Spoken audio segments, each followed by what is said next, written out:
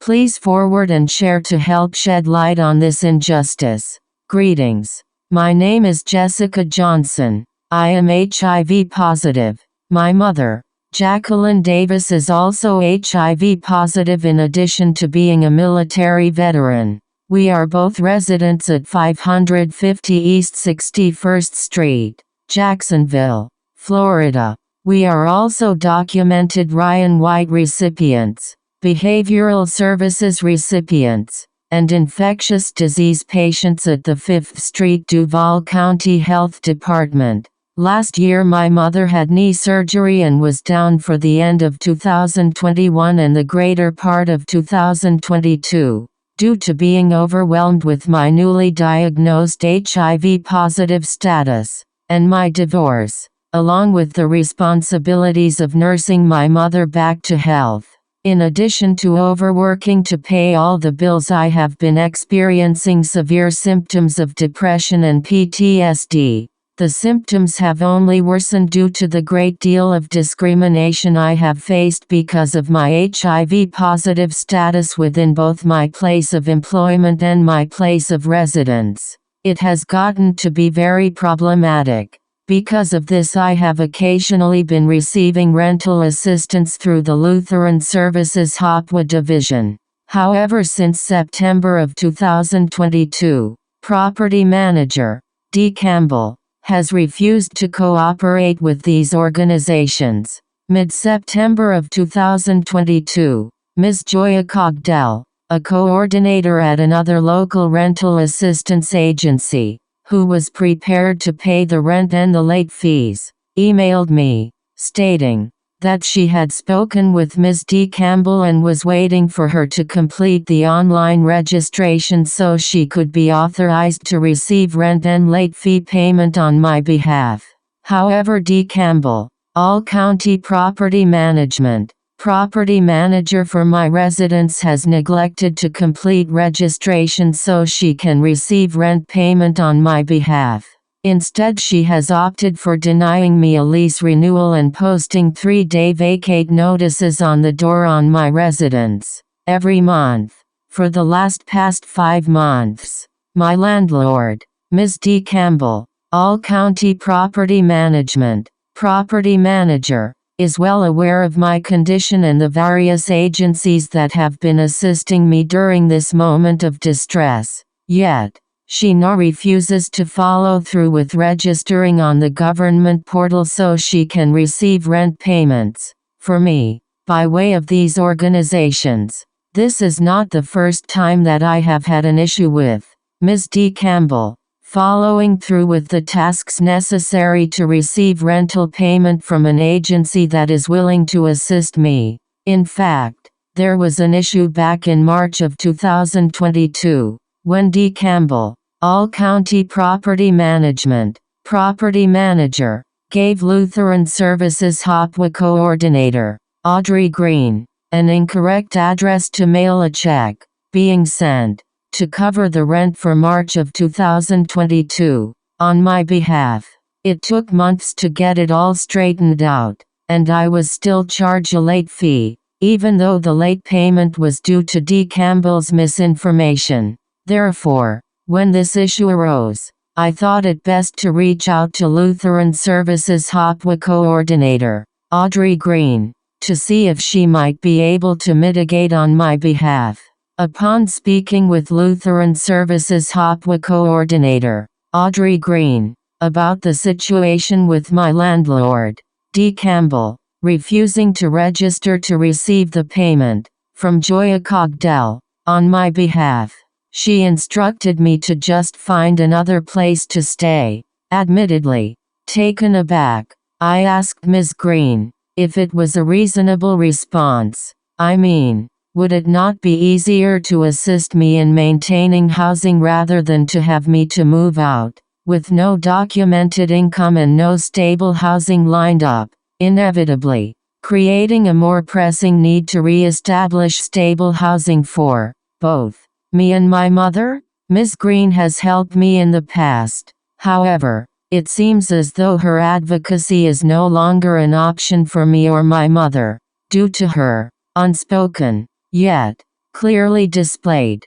Decision to allow mine and my mother's living situation to dwindle into a downward spiral.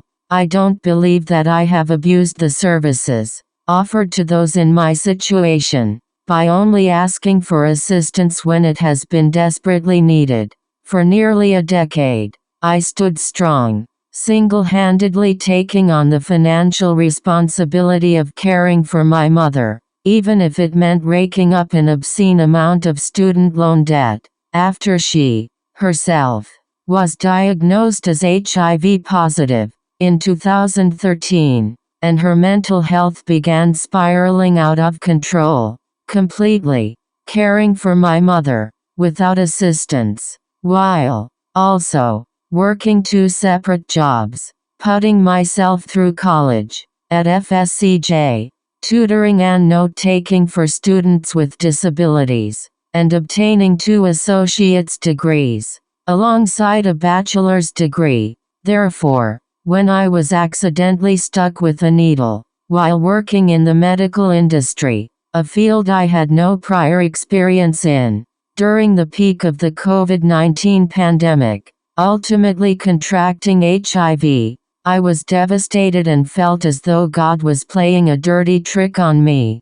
Fortunately, I was well aware of the steps that needed to be taken due to the experience I gained advocating for my mother. Unfortunately, I was also well aware of the social bias and stigmas that leads to the discrimination against African American women who are diagnosed as HIV positive. However, I assure you all, there is no feeling worse than, personally, experiencing this type of discrimination firsthand. Perhaps it is related to my bipolar disorder, anxiety, and PTSD, or perhaps my bipolar disorder, anxiety, and PTSD are a direct result of the various violations against my human and civil rights. Either way, I can't help but to feel that somehow this is all being done, purposely, with malicious intent. I have become so frustrated and distracted by the weight of it all, that I have began giving up hope. Therefore, neglecting to take my HIV medication as well as my mental health medication, I have no desire to participate in life, leave my home, or return to working in the medical field, let alone look for another place to stay. I mean, what's really the point? I've been judged by coworkers, talked about behind my back while smiling in my face by so-called friends, when my HIPAA rights were violated, and word of my status was leaked out to my fellow coworkers by the quality department of Octapharma Plasma, located on Arlington Road, in Jacksonville, Florida, before I, myself, was even made aware of my newly diagnosed HIV-positive status.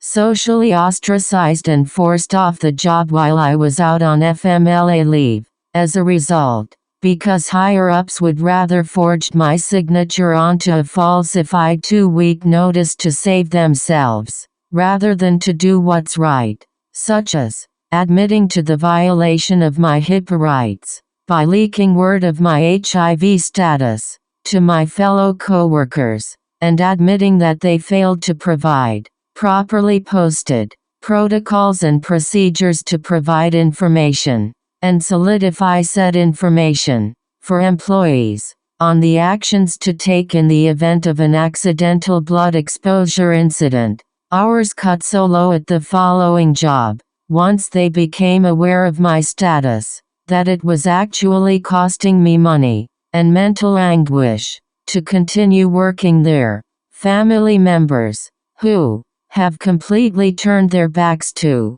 both me and my mother, in addition to friends that no longer speak to me because of my status. To top it off, the organizations that claim to offer services to assist people in navigating these types of problems are allotted to pick and choose who they deem worthy of receiving said services, at their own personal discretion. It seems that my mother, a 62-year-old military veteran, who has been denied disability more times than I can count. Contracted HIV by way of a serial infector. Guilty of infecting an obscene number of low-income, possibly homeless, African American women, yet remains free and has never been convicted or arrested. Alongside myself, a 39-year-old college graduate, who majored in logistics, yet became a phlebotomist in the healthcare industry, contracted HIV from an accidental needle stick while working on the front line of the COVID-19 pandemic. Both have been deemed expendable casualties not worthy of saving or protecting. I have contacted various agencies throughout the city of Jacksonville. Each time, I am referred right back to Lutheran Services HOPWA coordinator, Audrey Green, who has stood firm since September of 2022, insisting that her hands are tied due to a lack of funding, and all she can offer me is a referral, by which I am referred right back to her. If anyone cares enough to point me in direction of a HOPWA organization that actually does assist people living with HIV in the act of maintaining stable housing, please contact me personally at the contact information listed below. If you have indeed read this entire article, a special shout out to you. You are truly the real MVP and I appreciate you immensely.